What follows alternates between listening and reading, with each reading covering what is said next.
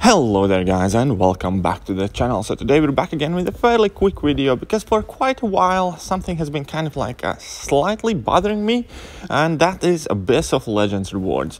And just as Abyss is scheduled to come out later today, I think I finally put my thoughts into kind of like a place where I can actually explain and the reasons why so many people find Abyss of Legends rewards underwhelming to some degree, and even if they technically kind of seem pretty much a scaled up version from Labyrinth of Legends, and Labyrinth of Legends rewards definitely seemed much more exciting for the time period, and as to reasons why. And I think it kind of comes down to the fact that when Labyrinth of Legends came out, we had basically access only to one rank 4 5-star champion, and that was pretty much the limit for account, or possibly two rank 4 5-stars if you had like bought all the offers. But I think at that point even not enough tier 2 alpha were sold where you could rank up additional one.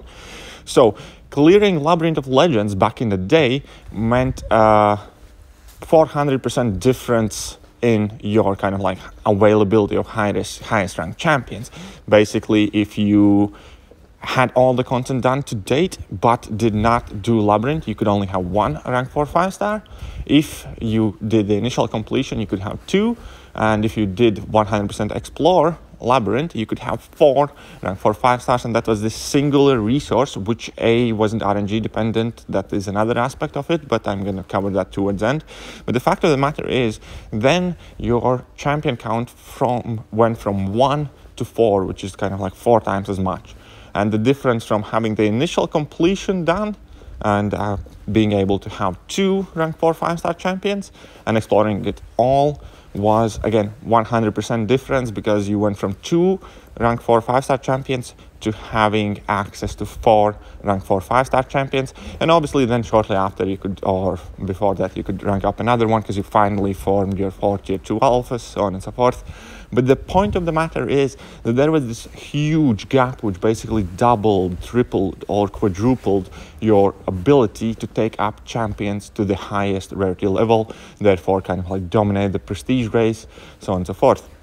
But with Abyss, it's not quite clear as cut, because we're only needing one tier 5 CC of every class, and the way we have been gaining access to tier 5 class catalysts is via fragments. Therefore, statistically, if you kind of like follow the law of averages and let's say discount the gifting event, because gifting event kind of like gave you a huge bump for one specific class if you finished in first or second. But still, statistically, the way that you have been acquiring these shards kind of makes it so that you go from having no rank 3 5-star 6-star champions to being able to rank up to 6 of these champions to rank 3. Obviously there's going to be some time period involved, but the point is, statistically according to math, at the time when you form your first tier 5 class catalyst from these shards, you should not be too far off from being able to form another 5. And whilst we still are not at the point where pretty much most of the kind of like active accounts who have finished all the content that's available are to the level where all of the classes are about to be formed, but we're approaching that point.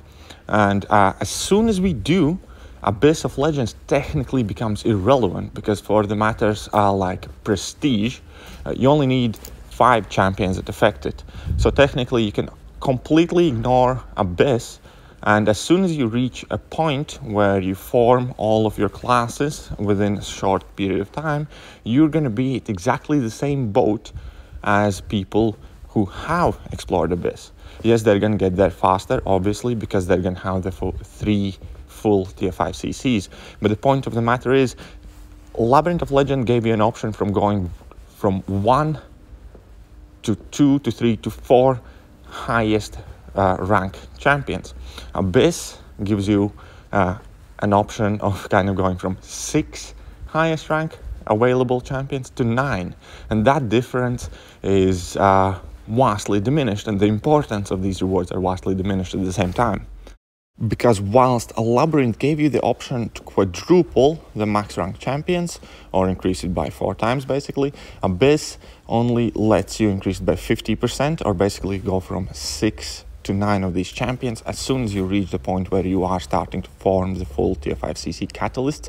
Again, it is important that we're not there yet, but at the same time, we will be there extremely soon. Therefore, it kind of like even devalues this future prospect or this future boost to your account, because there will be much shorter period of time where rewards from Abyss of Legends are relevant.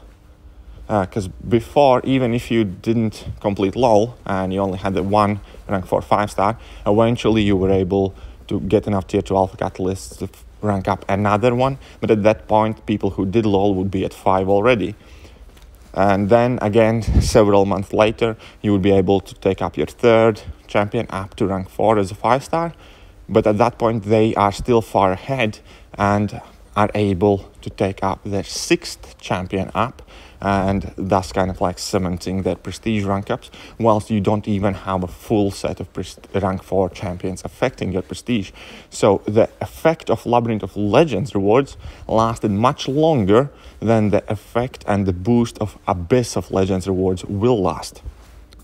And that is why I also believe that even though technically Abyss of Legends offer you the same thing that a Labyrinth of Legends did, and it is to take 3 champions up to the highest level, the impact in actual kind of like game and your account progression Abyss of Legends will have is significantly diminished and is going to be pretty much irrelevant much quicker than the one of Labyrinth of Legends was. So there's that huge difference. And obviously now we can also toss in the fact that you basically replaced what would be in Abyss of Legends a brand new exclusive 6-star champion with a profile picture, which kind of stings a bit, but you can get over it. But what you cannot possibly get over it is bad RNG, because 6-stars are still fairly scarce, and there is a large chance that majority of the people do not have an appropriate awakened rank up option in all of the 6 classes. So currently you still run an extremely huge risk of putting in the work and effort, completing or exploring Abyss of Legends and obtaining Awakening Gem or Tier 5 CC Catalyst that you cannot potentially use, which is again kind of demotivating factor for people to jump in there, go ahead. Because previously, once you received your Tier 2 Alphas, you could use them on any champion. If you had one great champion as a 5-star that you were happy with, you knew that exploring Labyrinth of Legends will let you rank that champion up. Now, you need to kind of make sure that either you get lucky or you have something suitable for rank up of every class. And again, it kind of like creates a lot more of this insecurity, and definitely does not make people more willing to jump in there and go and try what happens. So therefore, whilst there will obviously still be people who are going to be chasing the Tier 5 CCs, who are interested in completing the content, who like that type of content, and myself included, I am extremely interested in completing or exploring Abyss to get to my rank 3 6 stars quicker than I normally would. But you can definitely see why Abyss rewards are much less enticing than Labyrinth of Legends were. You can definitely see why there's so much less excitement for majority of the people about it. And also, when you kind of explore the fact that Abyss of Legends rewards will essentially be made mute and to a degree irrelevant much sooner and much quicker than Labyrinth of Legends rewards were, that is, in my opinion, going to severely affect of how many people are actually jumping in there and trying to complete that content. All of that being said, obviously, I will jump in Abyss pretty much straight away because I am interested. I definitely am interested in the fact that those are going to be extremely exciting streams, emotional streams. Going to be a lot of frustration, a lot of problem solving, a lot of struggles, and all in all, I definitely will still do my best to clear it kind of as quickly as I possibly can. But at least now, finally, I kind of came to terms with that little itch inside of me that CONCIERGE continuously was kind of scratching away in my head and kind of thinking like, why does Abyss of Legends rewards seem so underwhelming? Why? Because technically they offer the same thing as Labyrinth did. Well, it's yes, but well, actually no. Because even though purely, plainly looking at the value of them compared to back then, it's kind of like, yes, it is the same thing, but effect of it and longevity of these resources and actual usability and your ability to utilize these resources is definitely greatly diminished in comparison to Labyrinth. And that will pretty much do for today. I hope I didn't keep you guys for too long. Hope you guys enjoyed the video and a little kind of like rant, I guess, or me just thinking out loud. And if you did like the video, hit that like button, hit that sub button, hit all the buttons, and I'm gonna catch you guys soon. See ya.